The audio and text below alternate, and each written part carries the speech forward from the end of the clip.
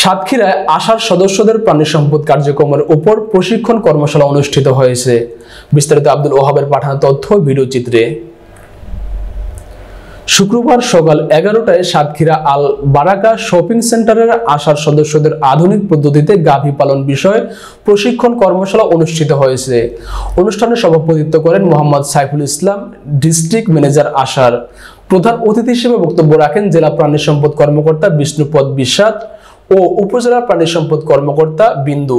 এ সময় জেলা কর্মকর্তা বলেন, সংকর জাতের গরু পালন ও সুষ্ঠু পরিচর্যা করলে খামার লাভজনক হয়। এ সময় আরো উপস্থিত ছিলেন সিনিয়র রিজিওনাল ম্যানেজার সাতক্ষীরা সদর অঞ্চল মোহাম্মদ ফরিদুল ইসলাম ও সিনিয়র রিজিওনাল ম্যানেজার কৃষি মোহাম্মদ সাইফুদ্দিন। সাধারণ সদস্যগণ এ সময় উপস্থিত ছিলেন।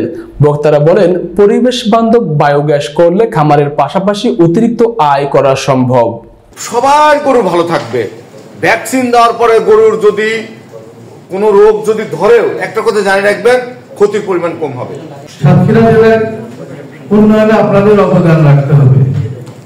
আজকের এই প্রশিক্ষণ থেকে আমি সাতক্ষীরা জেলার উন্নয়নে নিজেকে অবদান রাখবো। পাই কিনা যদি বলে তা হয়তো সময় পেলে আমি এসে একটু যদি পারি তো দিতে চেষ্টা করি, আমি চেষ্টা করবো।